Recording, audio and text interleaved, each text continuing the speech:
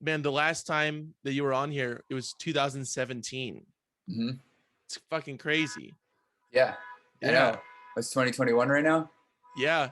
Yeah, that's time slipping. Ain't Yeah, no man. stopping it, and it's freaky. Yeah. But Definitely freaky. thank you for coming back on, dude. I really appreciate it. Of course. Yeah, man. So I mean, the last time that we chatted, I think it was pre soft palms. It was still Whitewoods. Yeah, yeah. Man. We ended up we were gonna put out a Whitewoods album, and then we ended up, writing some new songs and decided to change the name. Yeah, Seemed like a good idea, so went with it. And definitely. I yeah, mean, it, good. it it's a good choice for sure. Yeah, thanks. Yeah, just kind of, it's kind of a different project now. I mean, Julia had a few songs that she really wanted to put out, and it turns out that we can write pretty good together. So, it's a different thing. Yeah, that's good, man. But I wanted to go back a little bit further. What were you doing for fun as a teenager when you were growing up? Uh, I mean, I've been playing drums for a really long time. I remember I played drums a lot. Honestly, I don't know. I love to go to the beach. I love to surf, and I love to play drums. Um, I don't really remember that much, though, to be honest with you. I really liked art. I like to draw. I like to do ceramics. I was in ceramics in high school. That was really fun. Um, but yeah, I don't know. I my memory isn't that good. I've always had a hard time with it. Um, Yeah, so like, if it's not like ingrained or something like that, I think it has to do with like ADD. Um, I'm not really paying attention most of the time, so I don't really retain much information about stuff. It's kind of sad. It kind of makes me sad sometimes, but at the same time, I'm like, man, whatever.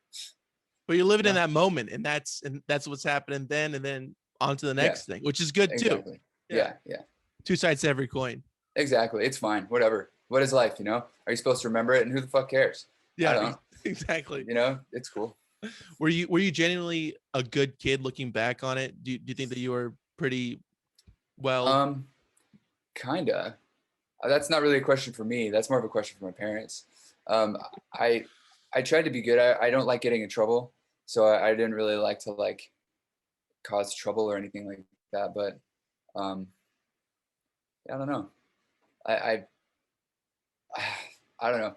I tend to take a more humble approach to my memories as a child, and you know be more like reflective about what maybe I could have done better and things that I could have learned from how I feel about the things that I've done and put my parents through and stuff like that.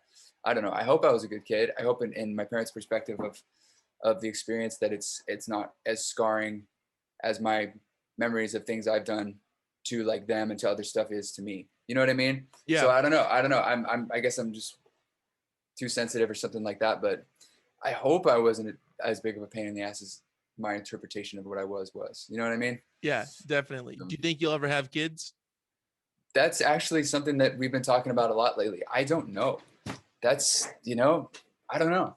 I don't really, not to be too bleak, but I don't really have too much faith for the future. So I think we're just trying to have as much fun as we can and then die. I just don't. My thing right now is I don't really see the point. I just don't see the point. But maybe there's a point. I mean, my friend Tom's here with his kid, Ash, and Ash is an awesome kid. So I don't know, but you go to the beach and they just found way more DDT in the water, and the radiation and the trash and the horrible attitudes and all this stuff. I just and the stakes are way higher. It's like there's only one planet, and we're kind of fucking it up, and I just don't. No one seems to care about it. So, and for every one person that does, there's like 5 people that don't, and those people are just gonna kind of destroy it. And I wouldn't really want to have a kid to know that they're gonna like suffer for some stupid reason. It's like thanks for life, but I'm born into a situation where I'm stepping on hypodermic needles in the beach and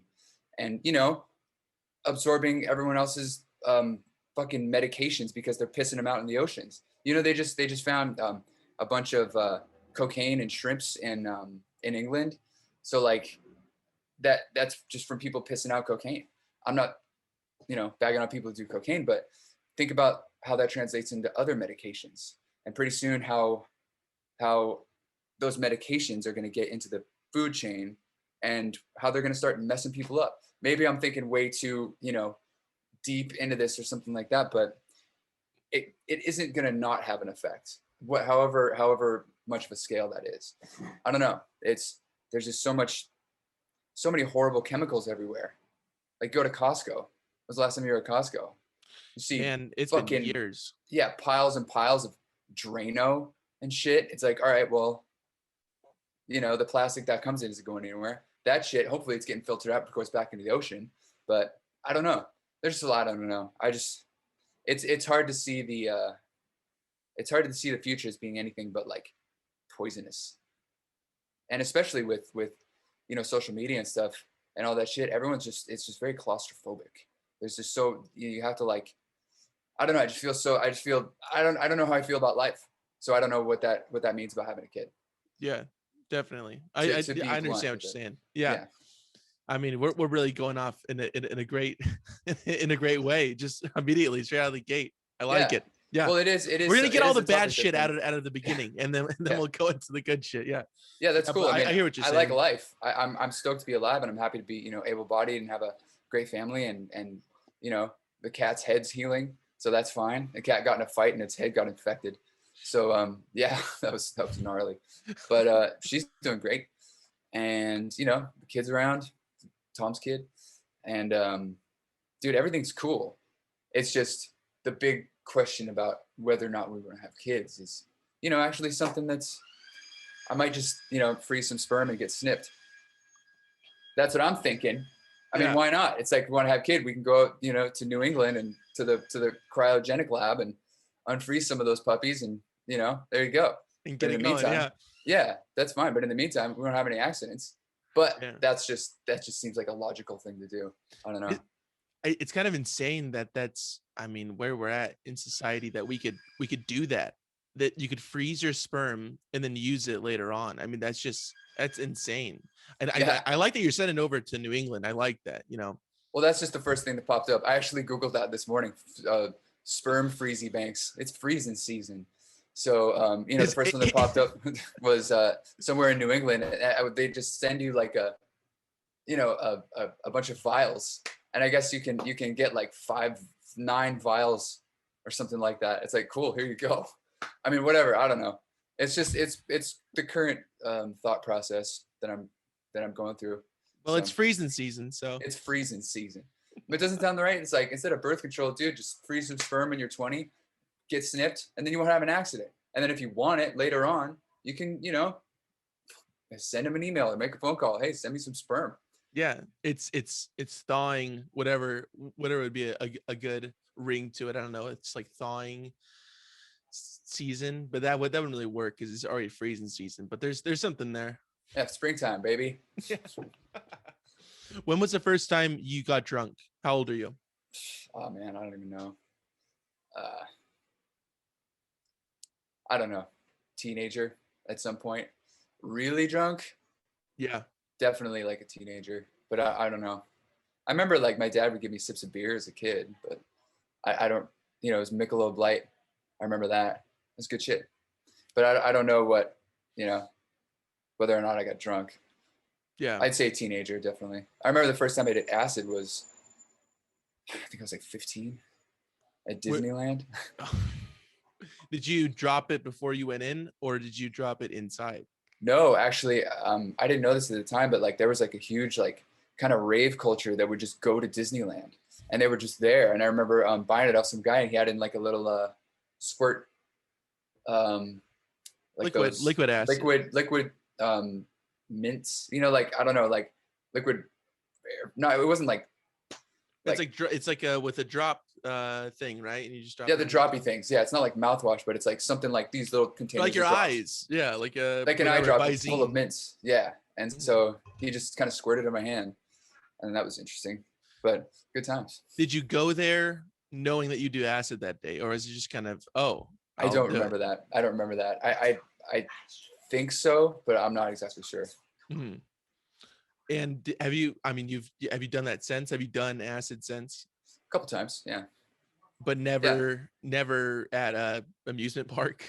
No, actually, Julia and I just did. We just took some acid there a few years ago. It was her first time. Oh, Beautiful really? experience, man. Yeah, Disneyland's great.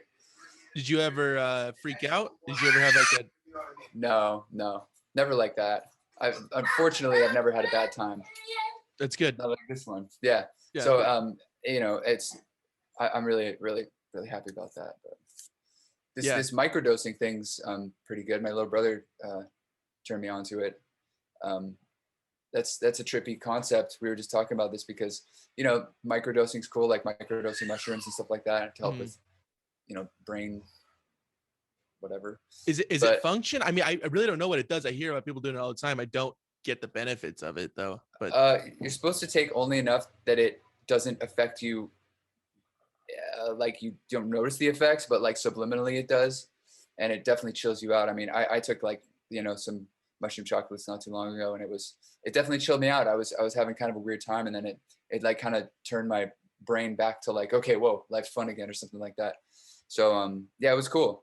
But the funny thing is that I don't understand why, because we were growing up, it was all about take as much as you can. But at some point they're like, well, maybe we'll see what happens if you just take a little bit. And it actually could do something for you. So I think that's a pretty funny, relatively new concept of taking just a little bit. Yeah. Instead of all. Instead of an eighth or 2/8. It's like, okay, it was pretty funny. Did you ever expect weed to be at the point it is in modern culture, being accepted? Actually, funny enough, we just went down because our friend John Iskander is in town from Dallas, and we went down to this place in Long Beach last night that was like, it's called King's Crew. It's like a weed shop. It's like relatively new, and we always drive by it because it's on PCH, but we just went to check it out, and it's fucking amazing. And we were just walking around because Julia grew up in Atlanta, and it's always been super illegal there. And just walk around, it's like, I mean, it's like, you go to Amsterdam and it's all over the place. But this is like, it's like here, you walk in, it's like, all right, we got all these jars of all this weed just all over the place. You're like, here you go. We got the hash and we got the fucking whatever shatter. Yeah. And then, here's your fucking shatter pipe. And it was just super trippy. And it really made me think about like, laws and morality and stuff like that. And I think that it's cool to see society kind of coming to its senses about weed, but I've always kind of been anti-drug laws. Like I think the drug laws do more harm than they do good. So, and I don't know where the kind of morality of where these laws are coming from, but I'm a pragmatist myself, and I don't think that throwing someone in jail for having drugs is the right thing to do. I don't think that's going to do anything good except plunge people deeper into whatever hole they're in. So, and maybe that's like an American thing. I know America's pretty Christian or whatever. And I just don't think people should base that on the laws. So I think there's a huge separation between morality and legality. And I don't think that criminalizing weed is fucking the thing to do. Think how many more problems that causes. Yeah, it's true. It's like, make something that's totally chill illegal, and then people are going to still do it. They're just going to get busted for it, and it's going to destroy lives. Yeah. When was the first time you smoked pot? Yeah, I do remember that one. I don't remember when it was, but I remember smoking out of like a can. Fucking, Yeah.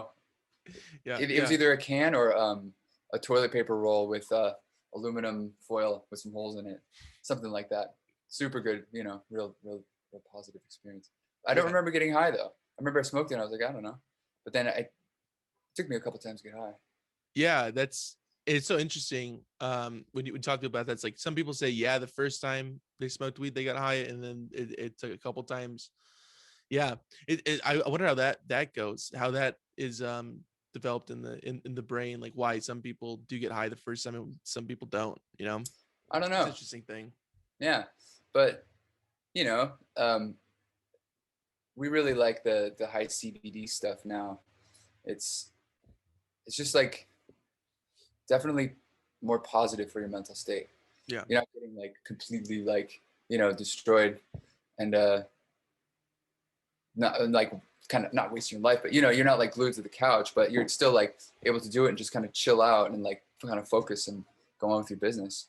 Yeah, I wonder how drugs are being taught in like the school system now, because I mean, back when I was in like elementary school, and same for you, it's like don't ever do pot. It's so bad. It's the same as like cocaine or heroin, whatever. But now Yeah. it's like you can't say that anymore. So it's like, Yeah, I think it's unfortunate because really it's all about education. You have to, it should be really all about education. And one of the problems, not one of the new problems with drugs, is that it's all being cut with fentanyl. Like you're not doing drugs anymore. You're doing like something else that you didn't really sign up for.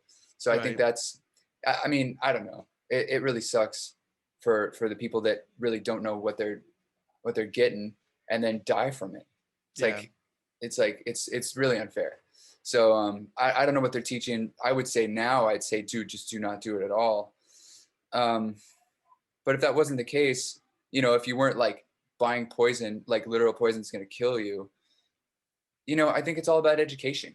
I think education is the way to go. And whether people interpret that as fear, whether people interpret that as, a green light just to, be whatever, it's like whatever. Whatever's in school, it's like you're in high school, you're being kind of prepared to be an adult.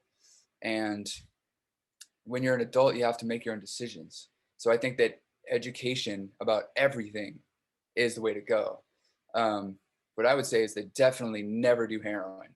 That's the only thing. I mean, I've lost friends to heroin. It's extremely sad, and you never come back from it. Yeah. So I'm not going to condone drug use, but I'm definitely going to say do not do heroin. Yeah, definitely. Or pills or opiates or even anything anymore. I've heard they're lacing weed with fentanyl.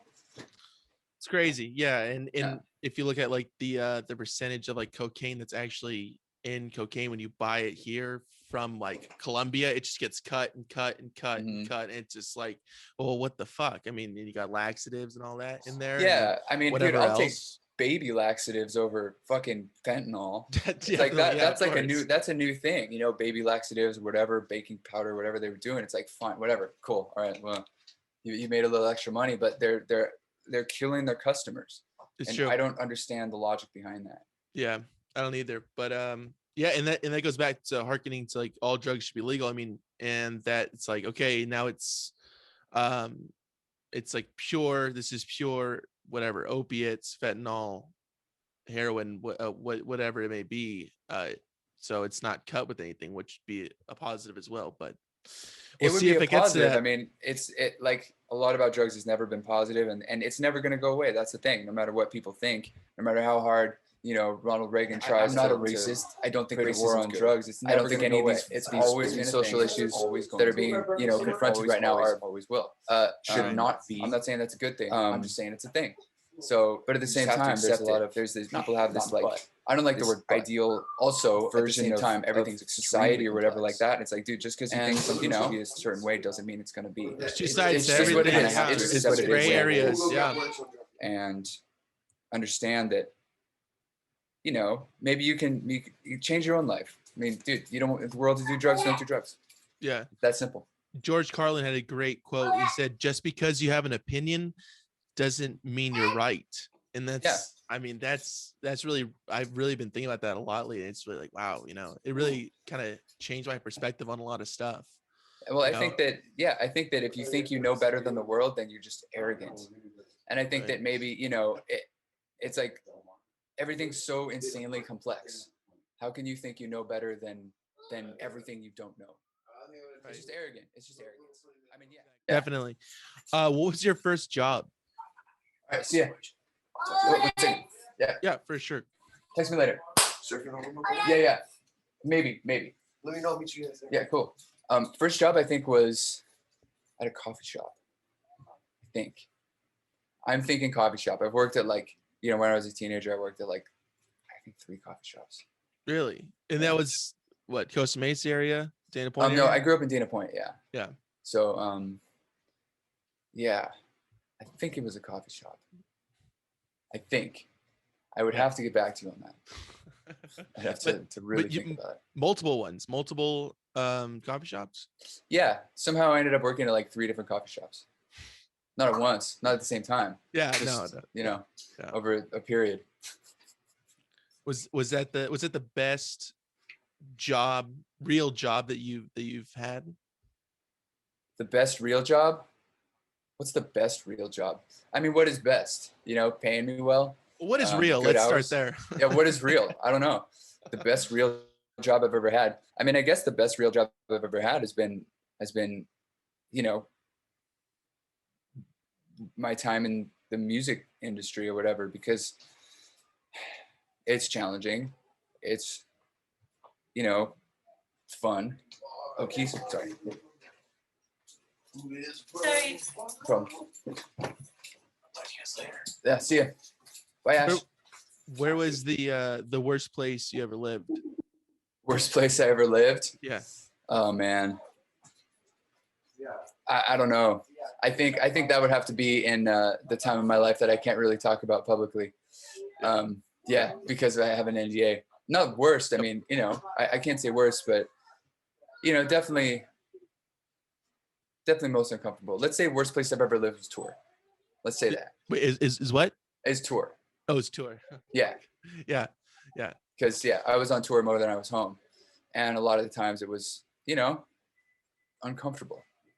How is that shift? How is that shift from being spending more time not being at home than versus being at home? Oh, And then back it's to great. that, and then back. Yeah, well, we're talking about Julia and I are talking about taking some tours and doing that kind of thing. I mean, I don't know. I heard there's some tours being scheduled and stuff, but we got approached to do something in November, but I'm not sure if we're going to do it. I just don't know if we can. You know, it's like an opening slot, and Julia's coat hangers agent hit us up to do it.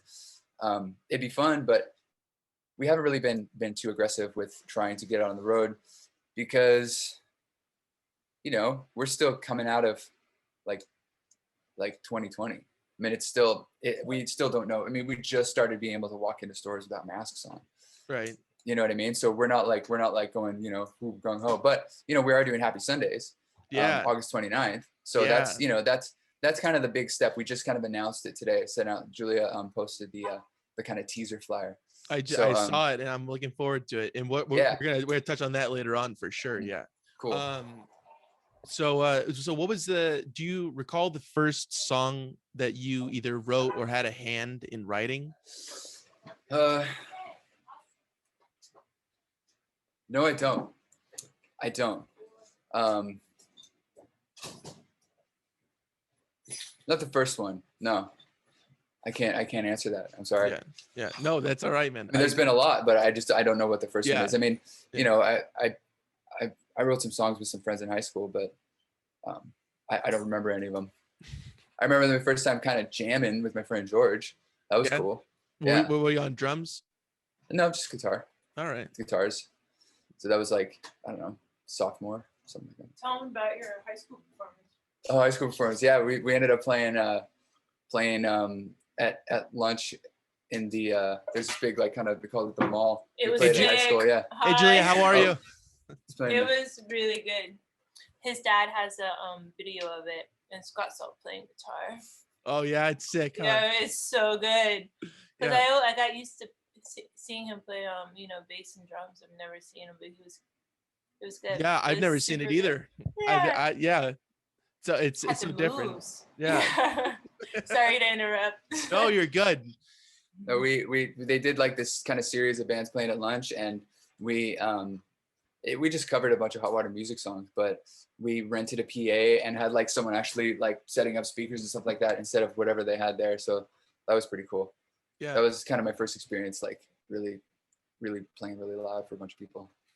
And did you, I mean, was that kind of what's not sparked your interest in music, but kind of propelled it to like, oh, I want to do this more? Kind of. I mean, it was fun. I don't really remember what kind of, it kind of made us focus on kind of playing together and stuff, but it wasn't, I don't know, it just kind of organized my thoughts, gave me like a goal, gave us like a goal, something to work toward. You know, you have a show, you got to do the show, and that's like a thing. So it was a goal. Mhm. But yeah, no, it's cool. I Would don't know, you it's all, Yeah, would you be able to pinpoint what kind of planted the seed for music in your life? Like would you be able to really kind of look back and think like, okay, like this is a really pivotal point in well, me yeah, understanding that I want to be involved with this? I started playing violin in 4th grade because they had a music program, and I did it. And then that turned into cello in middle school. And that's how I kind of, I used to know how to read music and stuff. I don't anymore. I mean, maybe I could if I tried, but I don't try.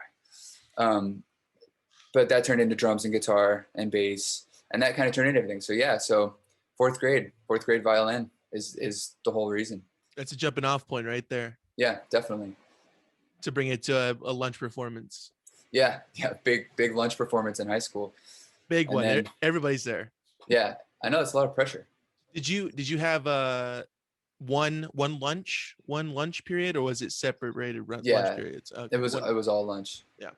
All one lunch. One lunch. Yeah. That's how Bob Marley would have wanted it anyways. Yeah. Yeah, one lunch. Yeah, one lunch. um so where did the name Soft Palms come from? Where's that originate from? Well, we knew we had to change the name, and then we were at Trader Joe's and we saw these soft lady fingers. And then we were in the car driving home. I was like, lady fingers. And I was like, soft lady fingers. Because we were trying to come up with a, band name. And then I looked at the palm trees, like soft palms. And it was just like that. It was just kind of cool. I remember exactly where on PCH we were when they came up with it, and kind of exactly what tree. That's So, awesome, man. Yeah. So that was kind of how that came around. It just sounded good. So we stuck with it. It kind of illustrates it. I mean, we're going to kind of in a different direction on the new songs we're writing, because we're starting to write and record a new album, and it's kind of a lot kind of heavier, a lot of darker. It's not, like As light. It's not as light. It's more, kind of more energy. Mm-hmm. Do you feel that even in the first album, which I highly recommend everybody buy, and we'll get to that later, but definitely check it out, it's great. I just saw you guys the other night and I finally got a copy of it. It's terrific. Thanks. Do you feel that your inspiration for the music that you're creating with Soft Palms is derived from other inspirations and music that you haven't had before, if that makes any sense? Yeah, I mean, it gives me, it's kind of stylistically more freedom, because Julia and I have kind of the same musical tastes, and we're a lot more relaxed about this because we're not putting any pressure on it. It's just, we really just want it to be fun. I mean, it's we're married and this is our thing, and if it gets too much pressure, it'll just cause problems. Plus, we already put a lot of effort into our bands earlier, and it was great, but we just, how that goes, and we don't really want to do it like that. So Right. We're really open to trying out new stuff, not really sticking to one kind of genre, just kind of seeing what we can do with whatever we can come up with. Open-ended. Yeah, super open-ended. So Not confining yourself. Yeah. Yeah, because this is something we're going to be doing probably for the rest of our lives, so might as well experiment and not be so closed off into one thing. It's not like a one thing kind of thing, because I don't know, there's just so many possibilities. Right. How is the writing process different writing with your wife than other people?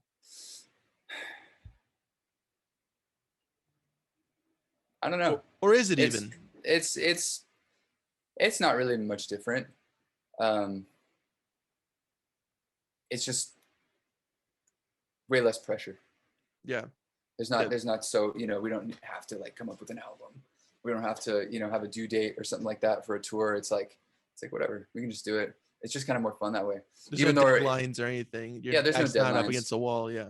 No, because we didn't have like a release date when we were recording that last album. We were just kind of doing it, and then we showed it to Everloving, and they were like, "Oh my god, look what it's out!" So that was cool, and just kind of figuring out how to write together and stuff. So definitely learned a lot. Mhm. We kind of, yeah, that was cool. Do you find it easier writing music now with a lot of years of experience in music under your belt than prior? Um, Not necessarily. It's kind of the same thing. It's like if something sounds good, then you go with it. I think I guess it's a lot kind of more routine in a way because just you've done it so much.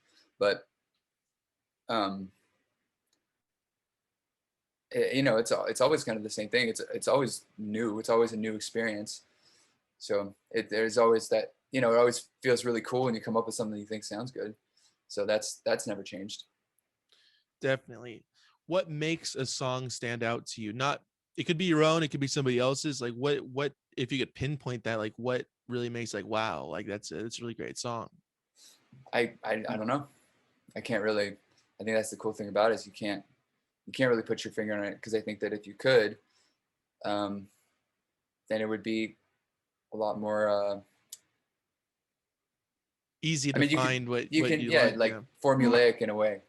It's like, and I think that's part of the unfortunate thing about kind of trends in music, is that people are kind of playing off other things, which is cool, which leads to a lot of cool stuff. But at the same time, it's like, I don't know. I could tell you what I like about everything I like, and hopefully a lot of that is different. Maybe I should explore that a little bit. What do I like? Good question. Yeah, what do you like? Just in general, even outside of Um, music. oh man, I don't know. I just like stuff that interests me. I like stuff that sounds like it holds my attention Right. Yeah. for whatever reason. But I know that you like to learn stuff. I know that you're very like a self-taught kind of guy, that you like to get hands-on kinesthetically, not really sitting in a class. Because you said earlier, years ago, way earlier, 2017 earlier, that you didn't really like high school or school in general, because it was just like, hey, sit here and do this. But when you obtain your own interest in something, it's way easier to get involved with it and understand it for you. True? Yeah, I didn't like learning when I was supposed to be learning. I like learning now, but kind of on my own like timeline and stuff like that. Sounds really good, but yeah, I wish I liked high school more. Yeah. So is everybody. So, you're not Yeah, alone. exactly. Yeah, yeah. When do you feel creativity in music hits you? Kind of every time I practice. Really? Yeah, because even if you start just practicing just a single stroke roll, it always turns into something. True. Yeah. Every time you pick up something, something always happens. I mean, and whether or not it's, and you can't really plan for it, you just kind of got to go with it. Right. Right. Do you remember coming up with something like, that's great, I'm gonna use that later on, and then you just never went back to it? All the time. That happens all the time. Every time I sit down and practice, I'll come up with some cool beat, and then I just don't record it. I don't know why I don't record it. I should, but whatever. Sometimes you just got to let it go. It's fine.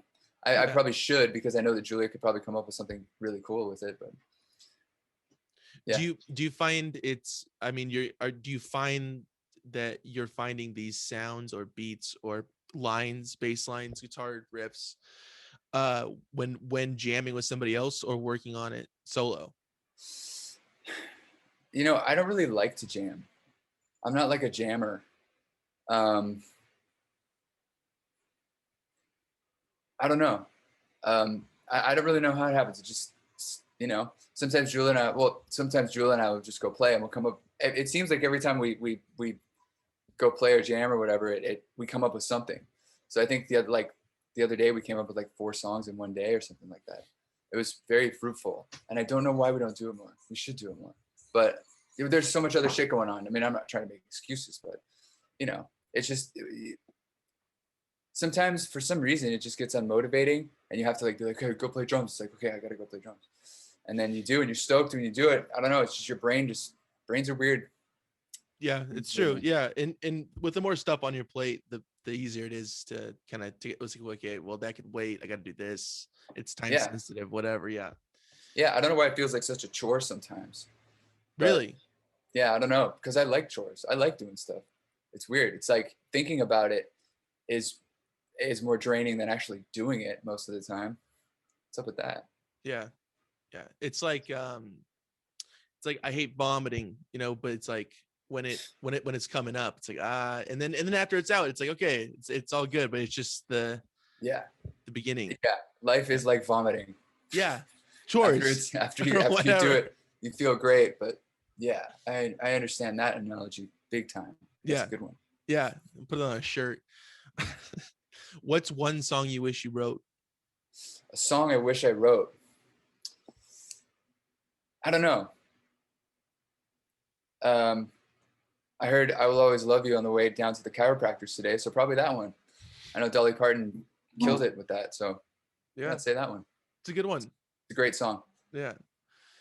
What is a concert or show that you attended, not played in, but attended, that sticks out to you? Damn, I don't know. Okay. We were in the Coat Hangers were playing this festival in Ravenna, Italy, called Beaches Brew, and they played, and it's like a bunch of stages on the beach, basically. And what's the band? King Gizzard and the Lizard Wizard played, and we went and saw them on the beach, and it was fucking amazing. They're great. I can't wait till Australia opens up and lets people come out over here again. Yeah, those guys are fucking awesome. They're really awesome. Yeah. Yeah, that was a great one. Yeah, they're really good, and they put out so much stuff. Mm-hmm. It's like the OCs in that way, just like more and more and more and more. Yeah, they just crank it out. I don't know how they do it. Maybe they don't have the pre-activity exhaustion that I'm most of the time plagued with. Yeah, they just do it. That's great. Good for them. Yeah, good job, guys. What was the first concert you went to? Beach Boys. My parents took me to Beach Boys. Yeah, at Irvine Meadows. Mm-hmm. Yeah, I remember. I remember, because my parents played the Beach Boys all the time, and I heard the songs, and like certain things wouldn't happen live that happened in the song, or vice versa, and I was like, "Whoa, that's weird." That was kind of my first like seeing a band and experiencing the difference between recorded music and live music. Just for some reason, I thought it was just going to be exactly the same, the whole thing, but it wasn't. I don't remember exactly what it was, but I just remember thinking that. Yeah, having that feeling. Do you prefer seeing a group that they're exactly how they sound on their records, or kind of like the exact opposite, being like Lou Reed or the Velvet Underground never sounds the same? Mm-hmm. I don't know. I don't think it matters that much. I mean, sometimes it's hard to capture what you really sound like in the studio. Sometimes it's just you can't bring it or something like that, and it's fine. But yeah, studio's got this pressure to it that makes it kind of hard to be loose. And a lot of times when you're playing live, it's way more fun than recording. I don't like recording. It's what I mean? You can't be as natural as, for a lot of times I can't be. I can't see myself as just not caring so much as I do live. Mm-hmm. It's live, I'm like, whatever. I don't really put too much pressure on it. I really just like to have fun with it. But in the studio, it's like, it's like, all right, you're playing a video game, and you just got to get to the end of the, Grand Theft Auto, the mission, and you've done everything perfect, and then you get it, and you're like, yes, okay, I did it. I don't know, but the whole time you're just sweating. I got to figure out how to stop doing that. Right. How has surfing impacted your life? Oh, in every way you could imagine. It's the best thing you can do. You grow respect for nature. You see, the moods, and see what you're able to do, and what you challenge yourself with, and what you're able to overcome, and kind of what your limits are, and how to push those, and you feel good. It's like catching a ball. I mean, Julia just learned how to play catch And it's like catching a ball. You feel good every time you catch a wave. You're like, even just standing up, you're like, yes, all right. Anything else besides that, you're just cool. You're just stoked. It's a great way to feel good about yourself. It's a great way to feel good about things you've accomplished. And, you know, anything that wears you out is good. I mean, I think that people have so much energy that they don't use, and that has to come out in one way or another. And I think that getting any sort of physical activity is a way better. It's way better to burn the energy, burn it up, than to you know, store it and just allow it to like go out in some place that you don't expect it or want it to. Short spurts, yeah. Yeah, shitty energy bursts that you know, you don't have any control over. I mean, yeah, so that's what surfing does to me. It definitely centers me and just burns my energy. When did you start surfing? At what age? Teenager. Yeah. I don't A lot exactly going know, on, but man. A lot going on. You're playing lunch performances. You're smoking weed out of cans. yeah. Yeah, I was a very busy teenager. Busy, yeah. Yeah. Working at coffee shops. Yeah, exactly. Got a lot on your plate, man. Yeah, making those what are those drinks? The mocha fucking whatever. I never worked at Starbucks, so I can't call it a frappuccino, but yeah, the equivalent to a frappuccino. Ice. It's called the ice blended. Ice blended mocha or whatever. Yeah, something like that.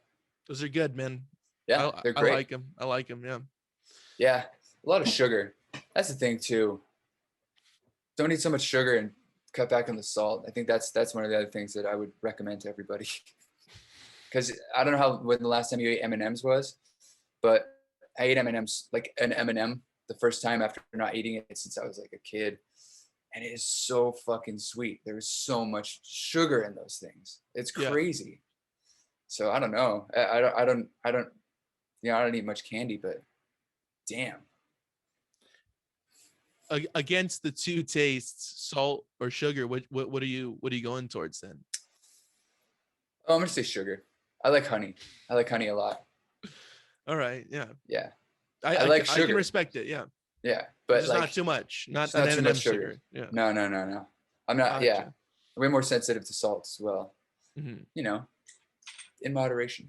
Everything. Yeah. Right. Gotcha. What was the worst show you ever played? Oh, man, there's plenty of those. I honestly don't know. I don't know. Maybe Lollapalooza, because, and I can talk about this because it's just about me.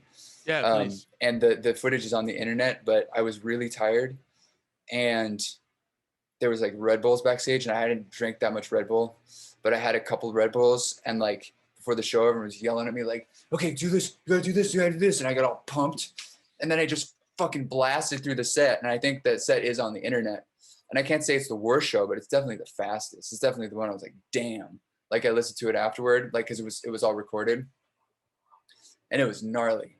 So that is definitely probably I mean, there's probably been some horrible shows, but that's the one that's like, oof, chill. Yeah.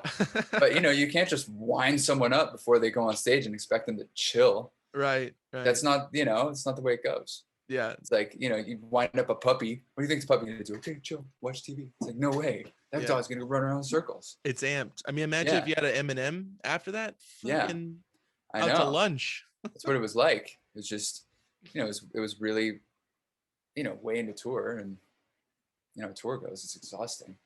Yeah. So. Yeah. So I've heard. Yeah. Mm-hmm. What is the last thing you think about before you go on stage? I don't know. That's a good question. I know how I feel. I'm always super nervous though. Every time. But as soon as I start, it's fine. But I'm always just like, okay, I'm always kind of psyching myself up, trying to chill myself out. That's kind of what I think is probably just chill, dude. The balance of opposites there. Yeah. Yeah. So I kind of like, you know, psych myself out like, oh shit, what do you play? What do you know, do you even know what you're playing anymore? It's like, oh fuck, do I? And then, but once you're there, you're like, yeah, duh, I don't know why I do that to myself. You got the rhythm going. You're like, okay, I know what to do. Yeah. It's maybe like quit psyching yourself out so much. You're fine. Yeah. So man, I really want to talk about this, the mouth.tv. Mhm. Yeah. Yeah. Please explain it. Well, we've been working on this since last year. You know, we put out that album, and this was at the time when it was really hard to get anything out musically because there was so much else going on in the world. And not only that, like not just during that time, but also like, you know, we wanted to figure out a place where we could give people the chance to premiere their videos and pay them, because that's the thing that streaming services are not doing, is paying anybody. So we're like, all right, well, let's do something about it. So we decided to make a music video channel and have it be subscription based and pay the artists. We're thinking 20%. We haven't exactly started yet, so we don't know how much we actually can, but we want to do at least 20%, split evenly amongst all the artists on the channel. It's going to be international, not just English, like every, you know, whatever language everyone's singing their music in, as many countries as we can. And it's going to be only independent artists, only independent labels, nothing from Sony or Warner Brothers or Universal, just independent. So That's awesome, man. That's really cool. Yeah, those companies have a lot of, you know, subsidiary labels and stuff like that. And, you know, whatever, it seems like you have to have a lot of money to get any sort of exposure, because a lot of these publications are, you know, getting paid to write about stuff or getting kickbacks from any sort of links off that article that they're linking to buy records. You know, they're getting cut, and it's like, it's just filthy. It's fucking filthy. And I think that the only way that can, you know, at least be challenged is by someone doing it themselves that knows the problem and kind of knows what they'd like to see. Ideally, what would you like your money, where would you like your money to go? You buy a record, you know, how much of that do you think the artist gets? So what we're trying to do is, you know, give a platform to independent artists to have their music videos and have exposure, and That's allow awesome. them to have a page and sell merch off their page and make some money. Because, you know, last year everything went to shit and the streaming services weren't paying anything. And then you got the fucking owner of Spotify putting in a $3 billion bid on a football team when, you know, the artists that are promoting Spotify aren't making shit. I mean, that's the thing about Spotify and all these streaming services, is that you're not promoting yourself on Spotify. You're just promoting Spotify. That's it. They're not promoting you. And if you want to get featured on one of these things, you got to pay for it. I'm not saying there's anything wrong with that, because that's the way it is. And I can't, you know, say that I know better than the universe or the way it is, but it just doesn't seem, I would like something different to happen. I would like people to actually be able to benefit off the risk they're taking and off the talent that they have and off the product that they're, you know, off their bearing their souls. And they're like, we've been Julia and Jess have been coming up with all these music videos, just looking for so many, and they're so rad. There's so much cool shit out there. There's so many people doing so much cool shit, and we just don't think it has the place to shine. And that's what we're trying to do. So Yeah, we're trying to see what happens when you can, you know, give some money back to these artists that are doing all kinds of stuff that don't have, you know, any sort of producer or anything like that, like shaping them or molding them. Just see what happens with pure just vision, and see what that does. We just want to see what that does. Yeah, it's really cool that you guys are doing that, and it's awesome. And especially in this day and age, because there's so many people making music just in their bedrooms and stuff, and there's so many different outlets that you could put it on, but it's not really gaining any traction unless you're backed by Warner Brothers or something like that. And that's really cool, man. Yeah, that's really thanks. cool. Yeah, the mouth.tv. The mouth.tv. And do you have a date that you're gonna kind of release that or launch it? We don't know yet. We just kind of launched or Julia just put out the Happy Sundays flyer today that says the mouth.tv presents Happy Sundays. And that's the first time we've ever like launched or put anything out that has the mouth.tv on it. So up there right now, it's just kind of a submit form, so you can write your name and your band, the song, and a link to your video, and we can check it out.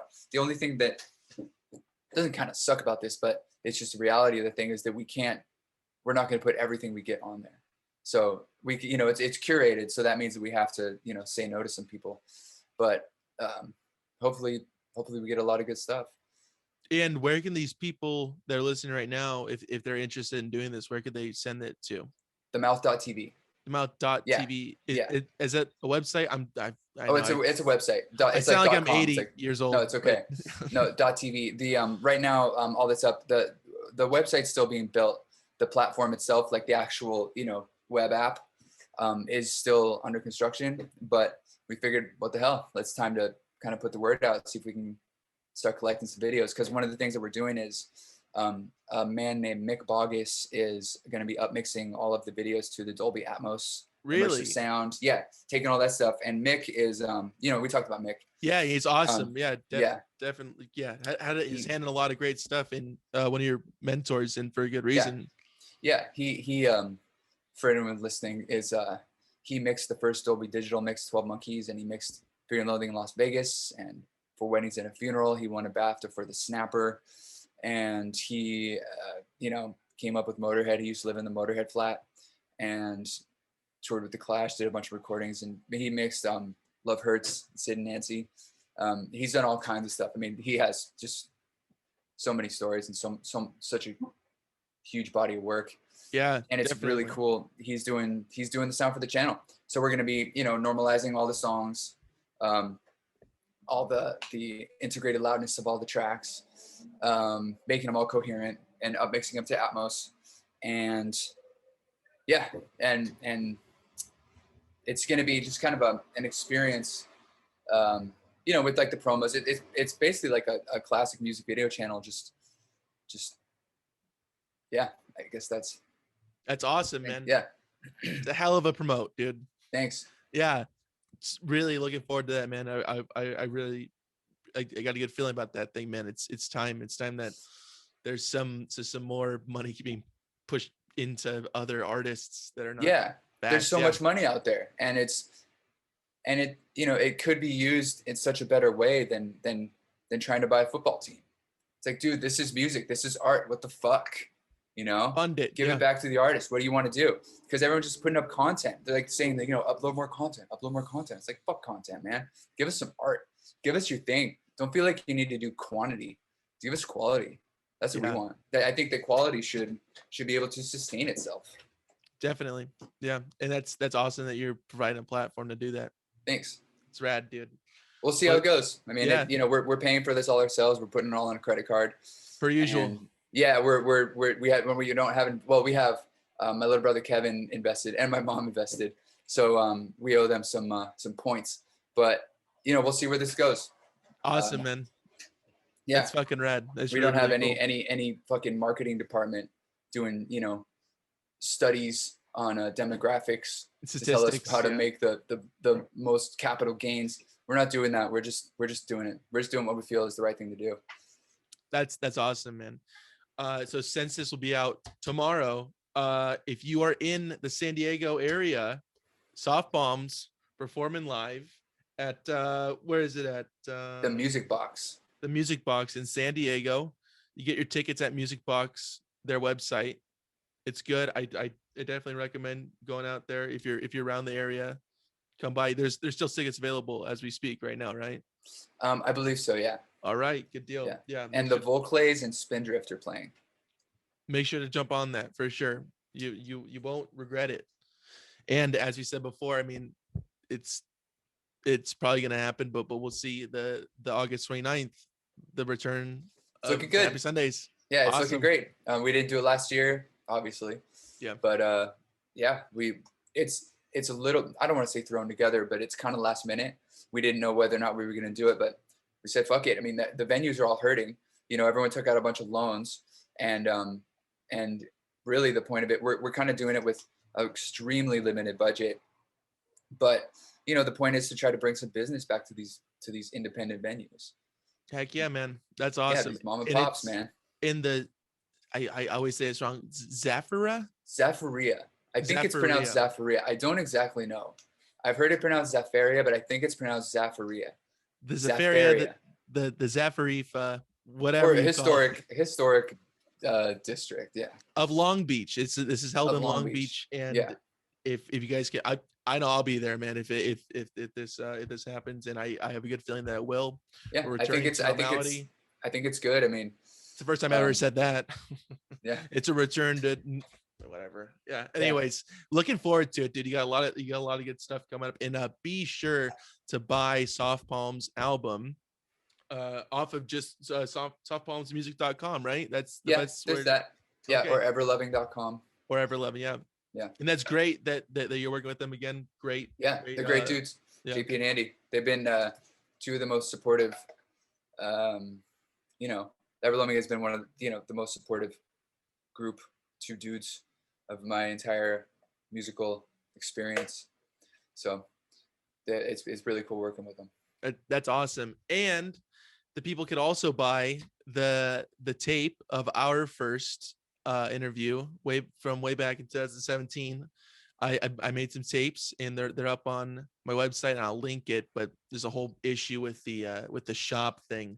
So Cash App, Venmo, it's all there, and I'll be sure to send you out. And I made some sick ass if I do say so myself, shirts of Cool. of the art for the one. So it's super sick. So please check that out. And I mean, Scott has one, of course, because it's his. Yeah. Super glad that you came on, man. Thank you. Yeah. Thanks. Thank you. Yeah. Thanks for the shirt. Yeah. And the tape, dude. And the tapes. I didn't screw you over. Yeah. It's great. All right, Appreciate man. it. All right. Is there anything else we got to promote? See, Happy Sundays, August 29th, themouth.tv. Don't know when that's coming out yet, but hopefully we're shooting for August 29th. We're hoping that Happy Sundays will be the kind of the launch party. We're hoping. Yeah. Awesome. I don't exactly know, but we'll see. Awesome, dude. Awesome. Looking forward to all that stuff. And Cool. Oh wait, by the way, it's bigmouth.tv on Instagram, right? Themouth.tv. The mouth. Sorry. Yeah. Big Mouth. The mouth. Okay. The mouth.tv. It's first day at launch, man. I gotta get familiar with it. Yeah, it's cool. It's back to everything. It's been nice not having to do anything, it's been nice not having to do anything. Also, it's cool to get back. So I'm happy to be able to start talking to people and stuff without it being fucking weird. Yeah. Also, Soft Palms Music on Instagram. Soft Palms Music, yeah. Soft Palms Music and Happy Sundays LBC. Yes, and Happy Sundays LBC, yeah. On Instagram. Be sure to go follow it. It's awesome. Great stuff on there, and I'm looking forward to what's coming up, man. Yeah, thanks. Yeah, dude. Thank you. I'll talk to you in a minute. All right, I'm gonna Cool. stop recording this.